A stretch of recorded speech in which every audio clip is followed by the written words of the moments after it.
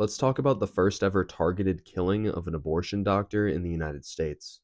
Meet David Gunn. He was a physician from Tennessee who graduated from Vanderbilt University and the University of Kentucky. After completing his residency, he became an OBGYN and also provided abortions starting in 1977. He eventually began bouncing around at various clinics across the country. One of these was Pensacola Women's Medical Services in Pensacola, Florida.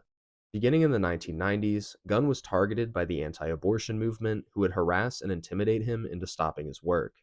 He would often receive threatening phone calls, and radical anti abortion groups like Operation Rescue would frequently protest outside of his clinics. One of these protests took place on March 10, 1993, outside of the Pensacola Clinic.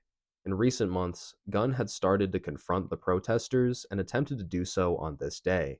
As he exited the clinic, someone shouted, "Don't kill any more babies," and fired 3 times with a .38 caliber pistol. The shooter was Michael Griffin, who calmly surrendered to police. No one at the protest seemed to bat an eye. David Gunn would lay bleeding and would eventually die of his injuries. At his trial, Griffin claimed he was acting on behalf of God, although his attorneys would argue that he had been influenced to carry out the attack by prominent anti-abortion activist John Burt. On March 4, 1994, Griffin was convicted of murdering Gunn and sentenced to life in prison.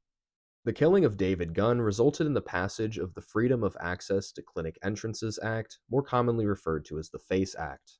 This made it a federal crime to block access to reproductive health care facilities. Griffin showed no remorse for the murder, and his actions would inspire other anti-abortion militants who viewed him as a hero. At least 3 other abortion doctors would be killed by anti-abortion militants, and violent attacks against abortion clinics would continue into the present day. If you found this interesting, follow for more stories of America's underground.